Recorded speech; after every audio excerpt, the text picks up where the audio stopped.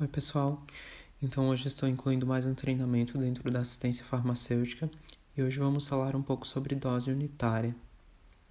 Os objetivos principais do treinamento, então, o que eu pensei? Eu pensei, então, colocar um passo a passo, né? Até porque isso facilita o entendimento e também porque o treinamento é de fácil compreendimento. A dose unitária, então, é um setor a parte das farmácias internas, liderado pela farmacêutica Juliana e coordenado pela farmacêutica Suelen. O CAF. Vamos falar um pouquinho sobre o CAF, né? O CAF, então, é a nossa central de abastecimento farmacêutico. Ele abastece, então, algumas unidades, abastece todas as farmácias internas, através de cotas e transferências, e também a dose unitária. Aqui, como vocês podem ver, eu coloquei um link. Esse link, então, ele dá acesso a um outro treinamento que foi dado pelo nosso colega Fernando, que é sobre rastreabilidade, que é bem importante a gente entender a finalidade do treinamento, tá, pessoal? Até porque ele influencia no nosso aqui hoje. Por quê?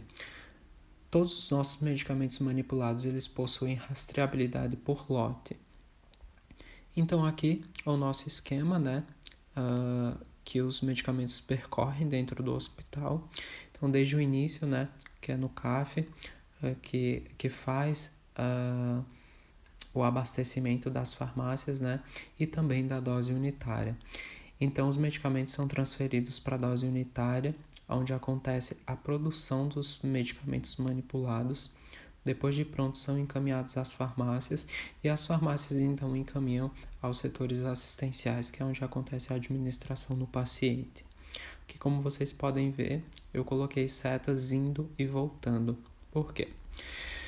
Se o medicamento, por algum acaso, ele não for administrado no paciente, ele pode estar retornando às farmácias em forma de devolução, onde a gente consegue retirar da conta do paciente e dar entrada mais uma vez no estoque.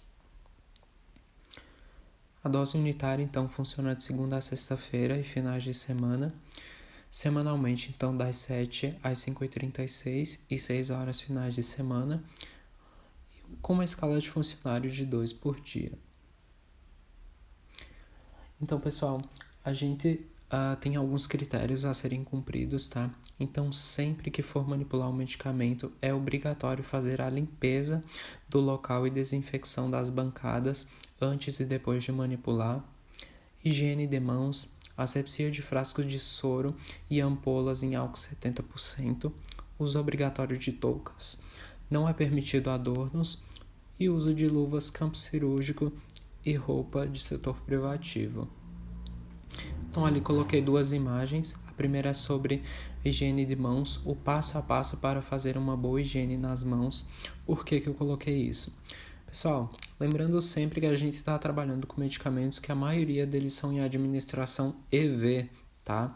Então, é bem importante, todas as vezes que a gente for manipular um medicamento, calçar uma luva estéril, é sempre necessário fazer essa higiene de mãos e todas as vezes que eu entrar e sair na sala de fracionamento. A segunda imagem, então, é das gurias já manipulando e a imagem mostra que elas cumprem todos os critérios que foram falados anteriormente. Então, os medicamentos manipulados na dose unitária são produzidos diariamente com uma produção calculada. O que quer dizer? Que o farmacêutico é responsável, ele tem o controle de toda essa produção. Não é simplesmente chegar lá e manipular o medicamento que eu quero, a quantidade que eu quero. É feito todo um controle. Até porque a maioria desses medicamentos, eles possuem uma validade curta. Então, através de alguns dados coletados, elas conseguem identificar a necessidade da produção, né? O que deve ser produzido aquele dia. Então, através de relatórios de consumo do dia anterior, com o dia da nova produção e também constando os níveis de estoques de tal medicamento nos dados consolidados, é possível identificar a quantidade de dia que o estoque ainda tem para suprir a necessidade, né?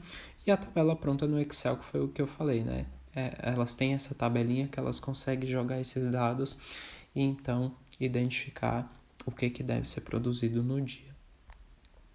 Então, o passo a passo, né? Então, pensei em identificar ali do início ao fim, né, da manipulação. Então, de início, a solicitação dos medicamentos e soros no CAF, a produção no sistema, né, que a gente produz no físico, mas também produz no sistema, que a gente consegue ir nos dados consolidados e ver a quantidade que ainda possui no estoque da dose, uso de toque, higiene de mãos, e a parte técnica, né, que é destacar o campo cirúrgico, calçar as luvas estéreis e abrir o campo para começar a asepsia dos frascos e ampolas. O quinto passo, então, abrir os descartáveis e manipular. Pessoal, a produção, então, ela é feita por vez. Então, se um dia inteiro, né, das 7 às 5h36, eu vou fazer a produção de 4 medicamentos, então eu vou produzir um por vez, né? Nisso a gente consegue evitar que erros aconteçam durante o processo. O sexto, o sétimo e o oitavo passo, então, é a identificação do produto. E o nono, então, é selar o medicamento que a gente finaliza uma produção e ela está pronta para ser transferida para um outro estoque. Então, aqui é o nosso sexto, sétimo e oitavo passo que eu falei anteriormente, que é falando sobre a identificação dos medicamentos. Então, a nossa primeira etiqueta, pessoal, aqui é a identificação do produto, né? Como vocês podem ver, ela tem uma boa visualização, ela acompanha o produto, a administração, o lote e a validade. A segunda etiqueta, então, é identificando que o medicamento é controlado, né? Ou se ele for de geladeira, seria geladeira aqui. E a terceira etiqueta, então, é a etiqueta do barras, né? Que a gente usa ali para lançar em uma solicitação e que ela também acompanha todos os dados desse produto. Quando é dada a entrada nos estoques? Pessoal, é dada a entrada no estoque quando a quantidade estiver mínima, tá? Então, não vou pedir uma grande quantidade, né? Sendo que aquilo não está de acordo com a demanda da farmácia, né? Das saídas. Então, é sempre assim, está acabando, eu peço mais, né? E sempre priorizando os medicamentos mais próximos a serem vencidos. Um bom exemplo é a cefuroxima, né? Ela é produzida em grande quantidade, então às vezes no estoque da dose unitária eu tenho duas validades. Exemplo, um para o dia 27, outra para o dia 28. Se o meu estoque está reduzido, eu vou necessitar, né, de mais medicamentos, então eu sempre peço a de menor validade, que seria do dia 27. Solicitação de refrigerados. Mais uma vez, então, usando o exemplo com a cefuroxima. Essa, então, é uma solicitação original que é impressa na farmácia, né? A original com o medicamento refrigerado. A segunda, então, é uma cópia da original. E aqui o exemplo aplicado, né? Então, quando o medicamento refrigerado sai junto com outros medicamentos, pessoal, a gente tem que mandar separadamente, tá? E por que as duas impressões? Por quê, pessoal? Isso evita que erros aconteçam, tá? Então, exemplo, lá na equipe assistencial, quando eles identificam que tem um medicamento de geladeira que é para ser administrado em tal hora, conforme a prescrição médica, né? Elas vão saber identificar que aquele medicamento é daquele turno. Caso o turno anterior não tenha feito a dose no paciente e esse medicamento não foi devolvido por algum motivo para a farmácia e a gente enviou do próximo turno, essa folhinha vai ajudar a enfermagem a identificar que o turno anterior não administrou aquela dose no paciente, né? Isso também é notificado, né? Os farmacêuticos conseguem saber e identificar junto com a enfermagem o motivo pelo qual a dose não foi administrada. Então, sempre, pessoal, sempre que sair um medicamento que é mantido por refrigeramento, né? Mantido em geladeira, então sempre, pessoal, envie uma segunda cópia dentro ali do saquinho. Monta carga e divisão dos turnos, ali no caso dos medicamentos refrigerados. Ligar sempre para o posto de enfermagem, né? Comunicando, né, que está enviando o medicamento de geladeira, até porque se a gente não liga comunicando, né, é capaz que eles coloquem em uma caixa de devolução e que esse medicamento acabe retornando para nós, né? Isso, enfim, pode acontecer várias coisas, né? Então, sempre ligar avisando que o medicamento de geladeira está sendo encaminhado ao posto. E dentro da farmácia, então, a gente tem as divisões dentro da geladeira, onde um é entrega imediata e o outro são dispensação de turno. As devoluções, então, dos medicamentos de geladeira acontece da mesma forma.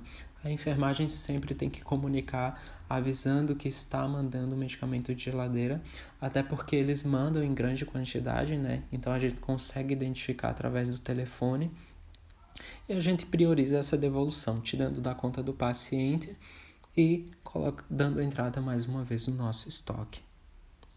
As devoluções dos não refrigerados, então, a gente tem uma caixa específica com identificação. Então, todos os medicamentos manipulados, eles devem ser mantidos nessa caixa de devolução quando voltar das unidades e priorizar sempre essas devoluções. Como eu falei anteriormente, eles possuem uma validade curta, comparando com os outros medicamentos que a gente tem dentro das farmácias, né? Então, sempre priorizar essa devolução, evitando assim gastos por vencimento.